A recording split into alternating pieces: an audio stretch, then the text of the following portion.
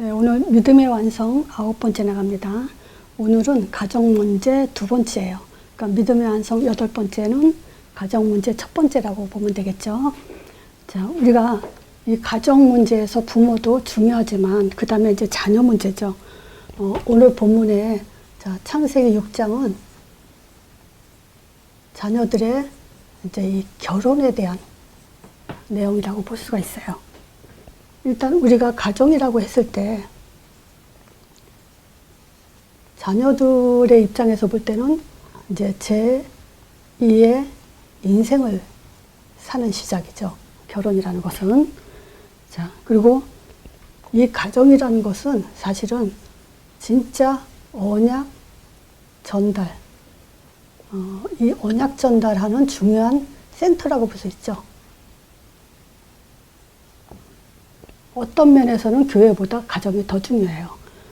교회는 어차피 우리가 선생님들이나 목사님 만나서 메시지 듣고 이렇게 훈련받는 것도 사실은 일주일에 한 번이지만 가정은 늘 부모님들하고 같이 있기 때문에 오히려 부모님들이 애들하고 대화하면서 삶을 통해서 우리 아이가 지금 어느 정도의 영적인 상태가 어떻게 자라고 있는지, 또 교회가는 어떤지, 또 세상 친구들과의 대화했을 때 주로 어떤 대화를 하는지 이런 것들을 더 확인할 수 있는 정말 확실한 그 아이를 잘 키우기 위한 것이 바로 가정이죠. 그래서 부모의 역할이 너무 중요해요. 요 8강에서도 보다시피요. 지금 그 부모 한 사람이 나라를 살린 거예요. 그죠? 모세를 통해서 이스라엘을 신정국가를 세워나가는 그런 시작이 됐고요. 또 한나를 통해서 또 이스라엘 백성들을 회개를 하는 그런 이제 엄청난 그 성경을 통해서 우리가 확인할 수 있는 그런 굉장한 역할을 부모들이 하고 있었죠. 자, 그래서 진짜 요게벳을 통해서 우리 모세가 어떤 큰 일을 했냐. 출애굽, 그리고 출애굽을 통해서 한 나라가 세워지는 신정국가. 세상의 모든 나라는요, 자연 발생적으로 생겼지만 이스라엘은 하나님의 출애굽을 통해서 세운 나라라서 신정국가라고 그래요. 하나님이 세운 나라다. 이제 그렇게 되죠. 자, 그래서 우리가 내 자녀가 지금 무엇과 함께 하고 있는지, 내 자녀가 지금 어디에 있는지 요거를 또 확인하는 그런 삶들이 돼야 돼요. 우리가 부모님들의 역할은 그거죠. 자, 요게벳은 모세가 하나님과 함께 하는 그 답을 갖게 하고 또 이 사명, 이것도 사명도 사실은 하나님과 함께 하는 것이 사명이죠. 요것을 지금 복음과 사명, 요거를 갖게 했죠. 그리고 한나는 지금 사무엘을 어디에 있게 했죠? 그래서 내 아들, 딸들이 지금 어디에 있는가? 선악과 먹고 나서 그 아담한테 하나님이 아담아 네가 어디 있느냐 이제 이렇게 물어봤죠. 그거는 어떤 면에서는 어떤 장소를 말한다기보다는 네가 지금 무엇을 하고 어떤 상태에 있느냐 이렇게 하는 질문과도 같죠. 자, 그렇기 때문에 지금 우리 애들이 요 말씀에 정말 잘 길들여지고 그리고 교회관이 아주 확고하고 또 이렇게 돼야 이런 아이들이 이제 결국 언약의 가정을 꾸려나갈 수가 있어요. 우리는 뭐 물론 자녀들이 100% 엄마의 말에 순종하면서 따라온다는 거 100% 확신할 수는 없지만 그래도 최대한 우리는 해야 됩니다.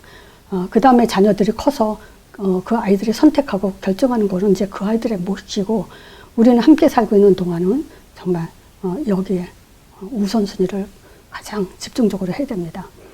자, 그래서 우리가 그 창세기 6장에 굉장히 이제 중요한 내용들이 담겨져 있습니다. 사실 이 방주 안과 방주 밖에, 자, 요걸 내가 바꿔서 썼는데, 방주 밖에, 방주 안. 자, 방주 밖은 사실은 뭐죠? 우리가 버릴 거예요. 그리고 살려야 될 곳이 방주 밖이죠. 이 방주 밖에 있는 사람들은 결국은 심판을 받을 사람들이고, 방주 안에 있다는 것은 하나님은 이제 보존을 한다는 겁니다. 똑같은 물로 이렇게 홍수 심판을 받지만, 홍수를 당하지만, 한쪽에서는 심판이고 한쪽에서는 축복이 되죠. 자, 우리가 창세기 6장에 이런 내용 한번 진짜 이 시간만큼은 성경을 가지고 심중하게 하나님 앞에서 읽는 그런 시간이 되길 바랍니다. 창세기 6장 1절에 보면요, 사람이 땅 위에 번성하기를 시작할 때 그들에게서 딸들이 나니, 그래요. 자, 딸들이 났다는 것은 여기서는 그 불신자를 의미해요.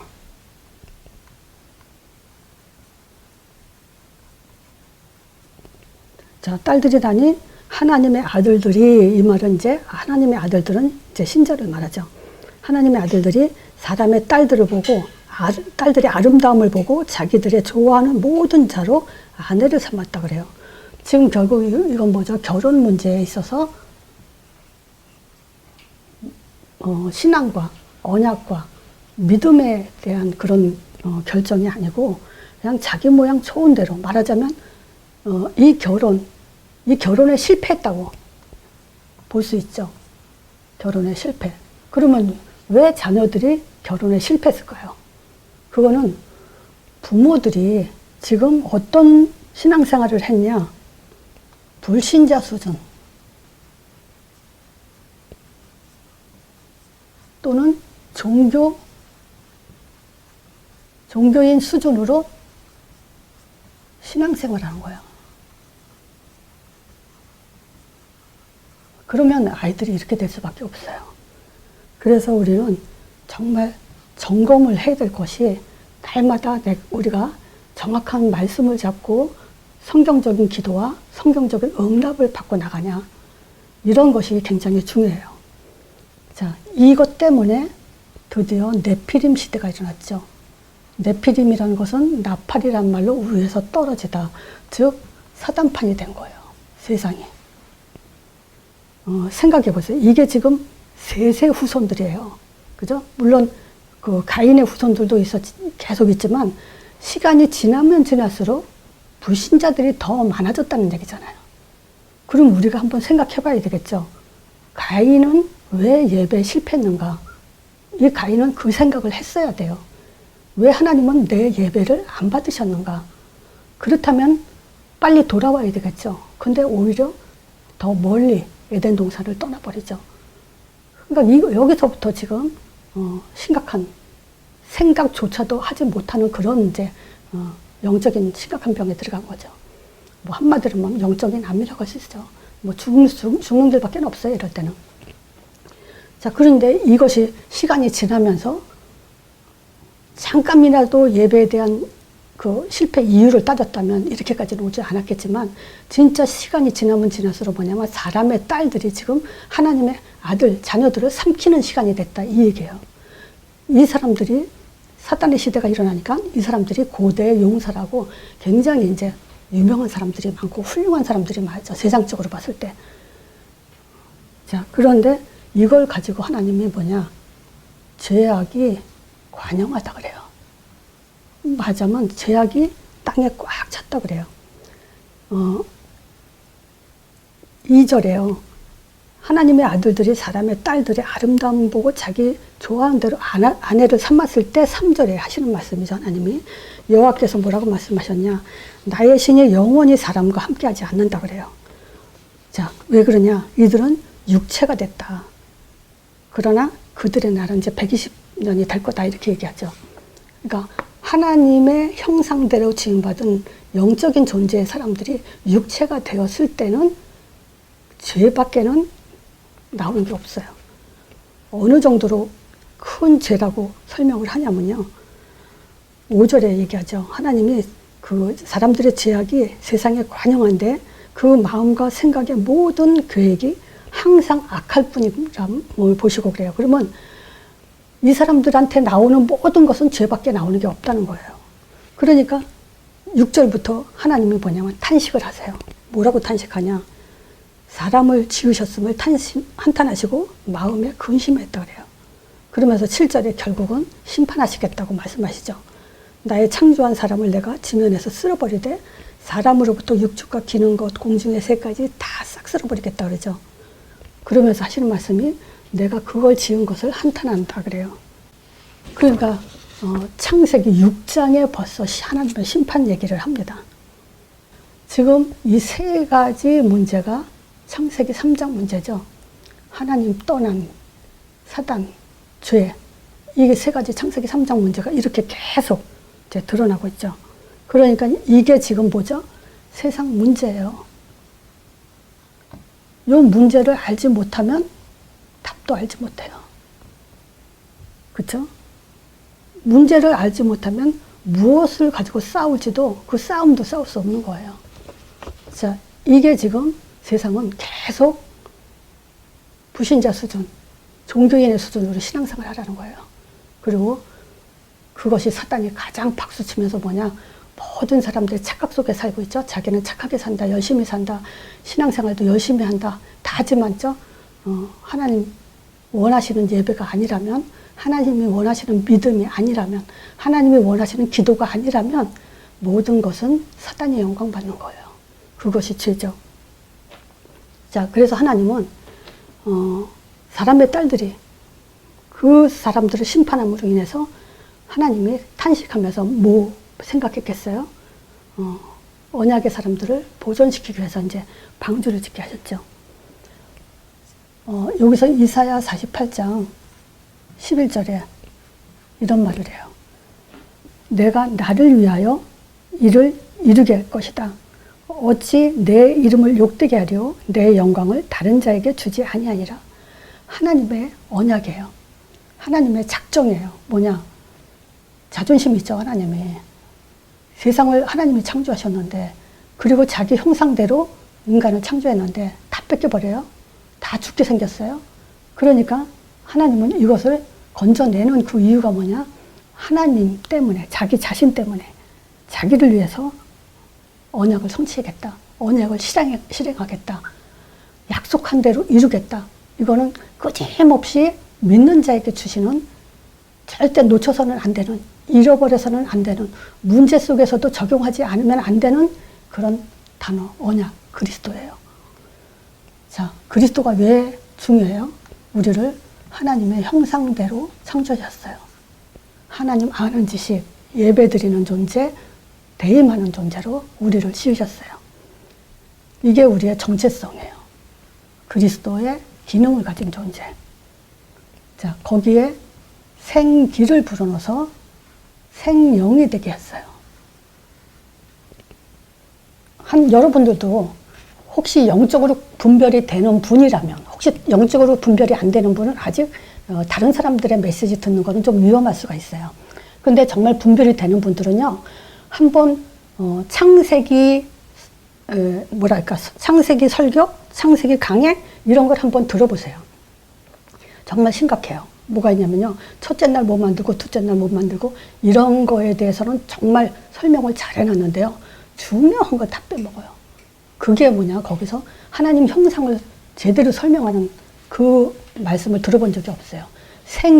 이 생기가 뭐라는 것도 들어본 적이 없어요. 이 생기도 그리스도의 영을 말하는 거예요. 또 생기는 뭐냐, 그리스도의 말씀을 말하는 거예요. 우리 인간에게 이 그리스도의 영이 없으면요, 그리스도의 말씀이 없으면요, 하나님 형상, 찌그러진 형상, 병든 형상이 되죠.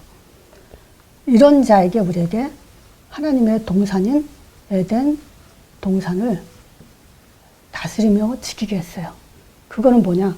자, 보세요. 하나님이 힘이 없어서 우리 보고 하라 그러겠습니까? 하나님의 능력이 없어서 우리 보고 하라 그러겠어요? 그 얘기가 아니에요. 하나님의 모든 것, 하나님의 모든 뭐라 그럴까요? 이 전부를 우리에게 주시겠다는 거예요.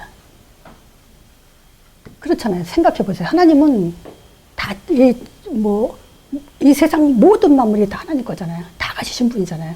그거 다 가진 거 하나님은 혼자 그걸 가지고 즐기겠습니까?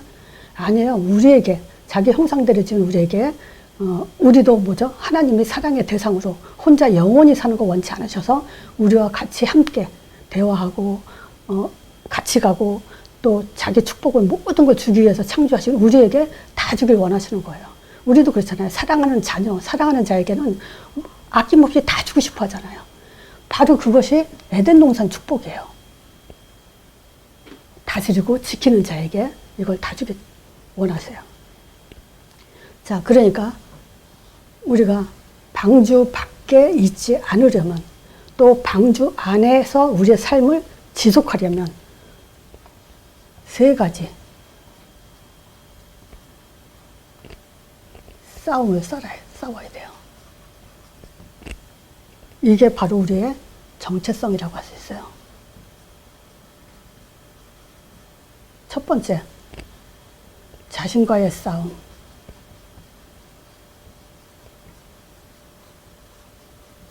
먼저 우리 자신이 나를 알고 나를 다스리고, 이 다스린다는 건 뭐죠? 저는 진짜 그래요. 제가 이 복음 알기 전에는 자존심 강하다, 이건 뭐 진짜 그 완벽주의, 또 자존심 강한 거는 말도 못해요. 근데 저는 이게 제 자신이 이런 것들이 다 꺾어지는 것이 너무 신기해요. 이 복음 알고 나서는요, 그렇지, 내게도 허물이 있지, 당연히. 저 자신의 용납을 못했던 그 많은 부분들이요, 다 놓아졌어요. 그러니까 양보도 되고요, 사과도 할 수 있고요, 그리고 억하심정 뭐 이렇게 그런 게 없어요. 그런 거 가지고 내 자신을 스스로 올가매거나 또 내 자신을 괴롭히거나 이제 그런 거에서는 굉장한 자유함을 갖게 돼 있어요.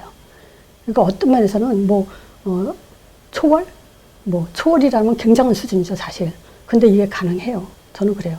물론 하나님만큼의 초월은 아니겠지만 우리 자신이 정말 내가 이렇게 내 스스로가 넘어서지 못하는 부분들을 넘어섰다.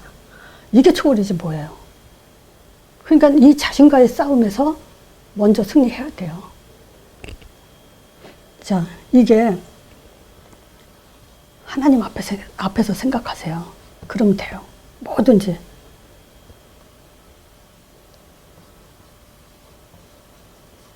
누구한테 섭섭한 말을 들었다, 누구한테 책망을 들었다, 또 자기가 듣고 싶지 않은 거북한 말을 들었다, 어떤 것도 하나님 앞에 생각하면요, 우리 자신과의 싸움에서 넘어설 수 있어요. 그리고 인생 방향이요. 우리 인생 살면 안 돼요. 저는 어떤 면에서는 성령만 가지고 얘기하고 싶어요. 그 왜 그러냐, 인생 방향은요, 성령께서 우리 안에 내주되고 인도한다는 말이 무슨 말이냐면요, 하나님이 우리 인생을 살아주겠다, 이 얘기란 말이에요. 이게 안 바뀌면요, 우리가 우리 인생 살아봐야 심판밖에 받을 게 없죠. 홍수 심판, 바벨탑 무너지는 심판, 마지막 하나님의 심판 다 받게 되죠. 근데요, 우리 인생의 방향이 바뀌면서 하나님의 인생을, 사실은 하나님이 우리 인생을 대신 살아주는 거죠. 그 인생을 살아나간다는 건요, 생각만 해도 좀 감사하고 기쁜 일이죠. 그러다 보면요, 선택과 결정, 여기에 실수가 없죠. 그죠? 우리는 늘 작은 일이든 큰 일이든 어떤 것도 늘 사실은 선택의 기로에 있다고 봐도 돼요. 여기에 우리가 흔들림 없이 이 2가지가 된다면 선택과 결정은 틀림없이 우리 자신과의 싸움에 승리하는 그런 중요한 거죠. 또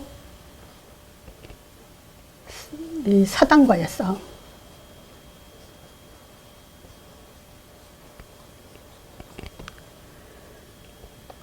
언제죠? 문제 왔을 때, 갈등이 있을 때, 또 시험 들 만한 일이 있을 때, 시험에 들게 하지 마옵시며 시험 들 일이 있다는 거예요. 또 우리가 실망하거나 낙심될 일이 있을 때, 요때 있어요. 문제도 있고 갈등도 있고 시험도 있고 실망할 일도 있고 낙심할 일도 있어요. 근데 이것이 사단이 가져놀지 않게만 하면 돼요. 그게 내 자신과의 싸움이 되는 사람이 이 앞에서 사단한테 통로를 내어주지 않게 돼요. 자, 세상과의 싸움.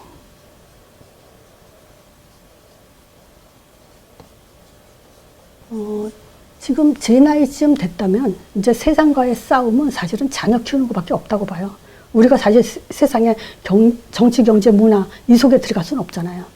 우리 자녀들을 그 안에 들어가게끔 키워내고 또 그 아이들이 영적으로 자신과의 싸움에 승리하고 사단과의 싸움에 눈을 뜰 수 있게 한다면 세상과의 싸움에는 다윗과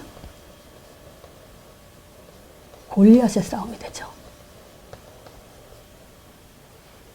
자, 이 세 가지 싸움에 다윗처럼 이기려면 뭘로 골리앗을 이겼죠? 얼른 생각나죠? 하나님의 이름으로. 이 세상과의 싸움에 싸울 수 있도록, 승리할 수 있도록. 그래서 우리 자신도 하나님 이름 앞에서, 사단과의 싸움에서도 하나님의 이름 앞에서, 또 세상과의 싸움에서도 하나님의 이름 앞에서 서면, 이 싸움은 뭐, 싸우나 마나 이미 이긴 싸움이죠. 자, 그러면 제가 오늘 하고 싶은 말은 이 세상이에요. 이 세상에서 자녀들이 눈을 떠야 될 게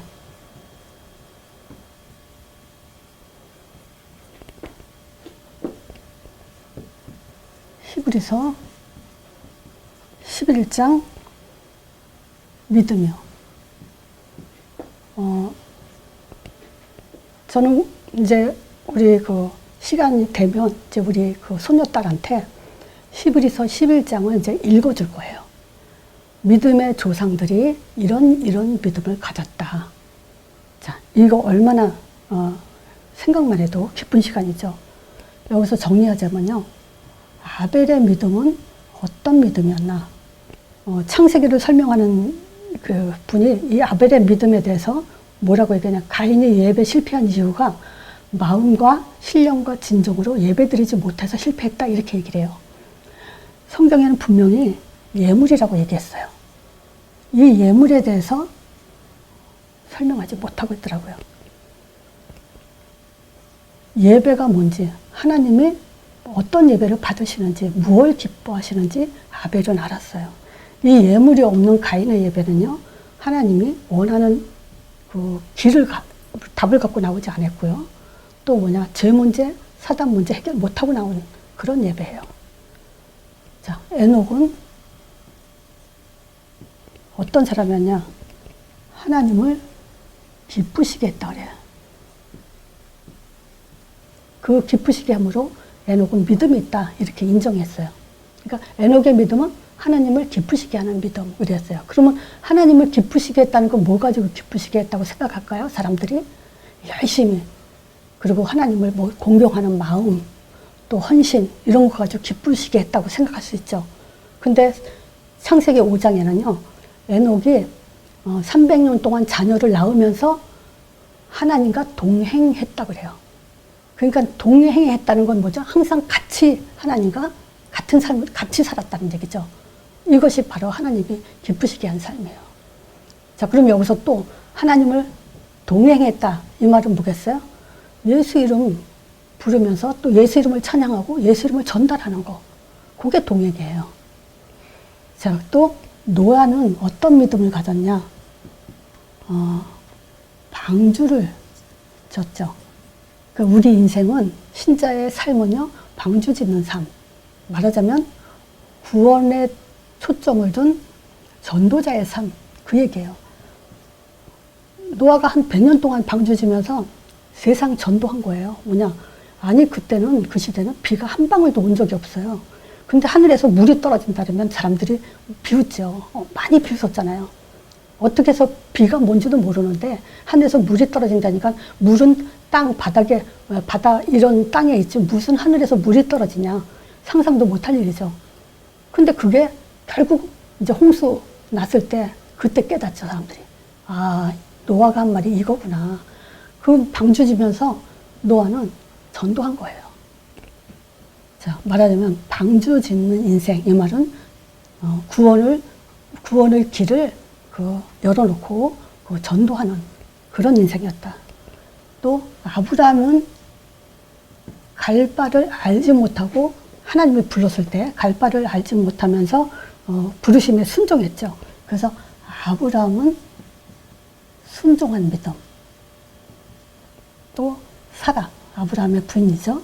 이 사라는 히브리서 11장 11절에 뭐라고 기록되어 있냐면요. 자신도 나이 늙어 단산하였으나, 이 말은 뭐죠? 늙어서 이제 알게 수 없는 상태죠. 근데 잉태하는 심을 얻었으니 이는 약속하신 일을 이쁘신 줄 압니다. 아, 하나님은 약속하신 대로 그대로 이루시는 분이구나 라고 믿었다는 거예요. 그러니까 약속을 믿는 믿음, 이렇게 가졌어요. 또 6번째, 이제 모세까지 할게요. 자, 이 모세는 어떤 믿음을 가졌냐? 물론 모세는 장성했을 때 자기가 공주의 아들이라는 것을 거절했어요. 그리고 오히려 이스라엘 백성, 하나님의 백성과 함께 고난을 받는 것을 잠시 오히려 그 죄악을 누리는 것보다 더 좋아했다. 그러면서 26절에 중요한 얘기를 하죠. 그리스도를 위하여 받는 능력을 애국의 모든 보화보다도 더 큰 재물로 여겼으니 이는 상 주신 님을 바라봤다. 그러면서 27절에 더 중요하죠. 믿음으로 애굽을 떠나 그 임금의 노함을 무서워하지 아니하고 곧 보이지 아니하는 자를 보는 것 같이 믿었다 그래요. 그리스도가 이미 그리스도를 본 믿음, 하나님의 아들을 본 믿음을 가졌다는 거예요.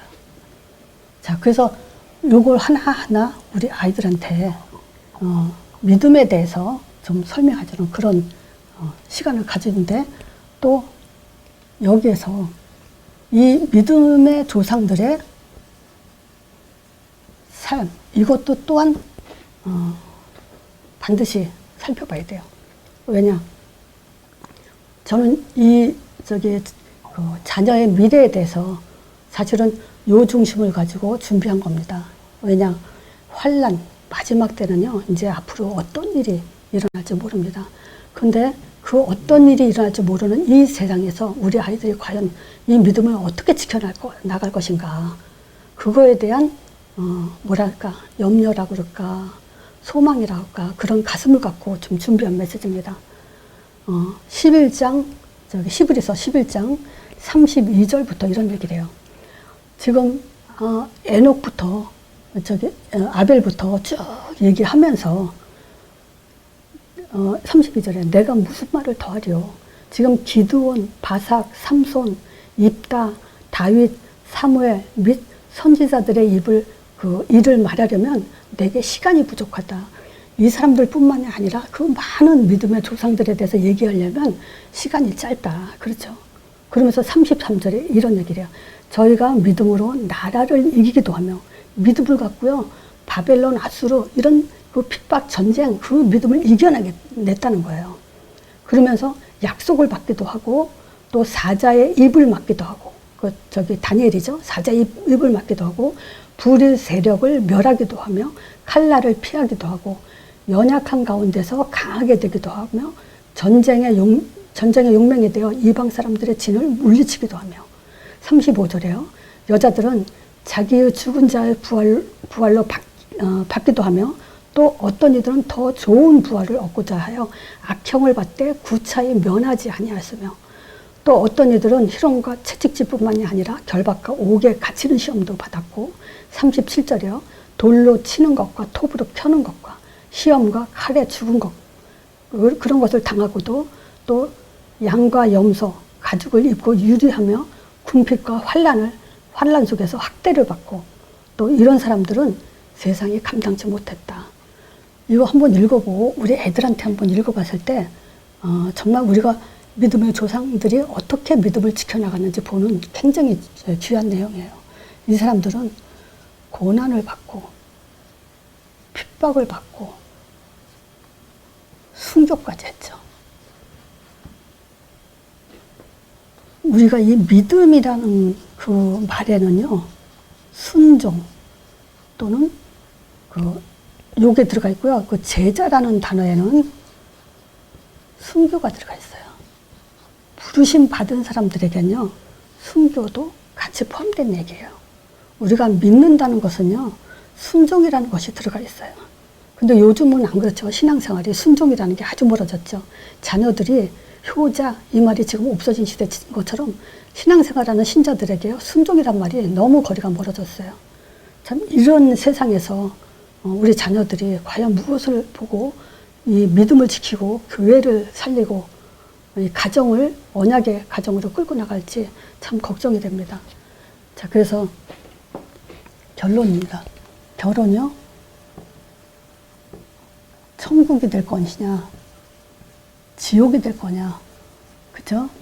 창세기 3장 남자와 창세기 3장 여자가 만나면 창세기 6장이 되죠. 심판받는 그런 가정이 되죠. 정말 레위 남자와 레위 여자가 같이 만나서 결혼했을 때는 세상을 살리는 그런 이제 천국의 결혼 생활이 되죠. 그래서 우리 자녀들이 전도자의 삶에 올인할 수 있도록, 요 신앙생활을 할 수 있도록 진짜 그 세상 정복자로 키워야 됩니다. 정치, 경제, 문화, 이 전통 유행 따라가지 말고요. 정말 세상을 살린 정복자로, 또 마태복음 28장 18절에서 20절 요게 되도록 모든 권세 줬어요. 이 세상 우리한테 능력이 없죠. 모르다가 누가 땅끝까지 갑니까? 권세 줬어요. 그래서 너희는 했을 때 우리의 정체성을 생각해 봐야 돼요. 하나님 형상대로 지음 갖고 생기를 불어서 생명이 된 사람, 에덴 동산을 다스리며 지키라고 사명을 받은 사람. 그래서 우리는 가는 곳마다 가서 그랬잖아. 그래서 지금 가는 곳마다 살리는 사람. 지금 여러분들은 어떻습니까? 살리는 자입니까? 죽이는 자입니까? 물론 저는 이렇게 메시지 이렇게 확립하는 사람들 중에 흐름을 놓치면 흐름 놓친다고 뭐라고 얘기해요. 그럼 그거 가지고 섭섭할 수도 있겠죠. 그렇지만요, 진짜 확실해요. 내가 살리는 사람이 안 되면요, 죽이는 자라는 거잖아요. 살리는 자가 돼야 됩니다. 가서 제자를 삼아. 제자라는 것은요, 양육까지 포함되어 있잖아요. 근데 그것도 모든 족속입니다. 세례를 줄 알았어요. 교회화 시켜야 돼요.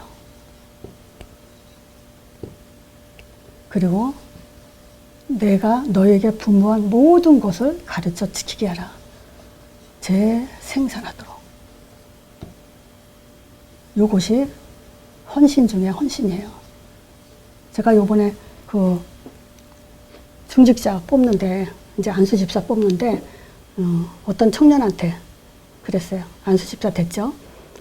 교회에 헌신해라. 근데 행정도 있고, 뭐, 헌금위원회도 있고, 뭐, 여러 가지가 있잖아요, 교회. 뭐, 성가대도 있고.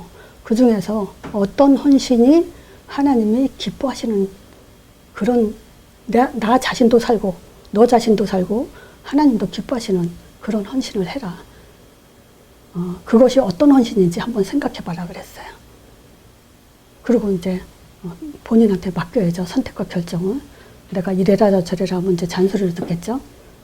자, 그러니까 지금 우리의 신앙생활은요, 진짜 점검하세요. 내가 지금 어떤 신앙생활 하는가.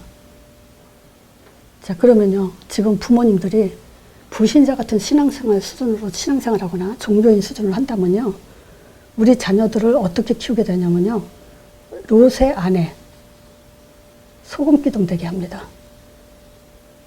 그죠? 소돔과 고모라 성 멸망받을 때 기껏해서 살려놨더니 뒤돌아봤어요. 그래서 소금비둥이 됐어요. 기껏 신앙생활 했는데 결국 나 자신도 또 우리 자녀도 소금비둥이 되게 한다. 그건 참 누구 책임일까요? 우리 자신 책임일 겁니다. 자, 자녀의 미래에 한번 신중하게 하나님 앞에서 들으시면서 또 메시지 맨날 똑같은 거 한다고 생각하지 마시고 하나님 앞에서 들으세요. 자, 이걸로 마치겠습니다.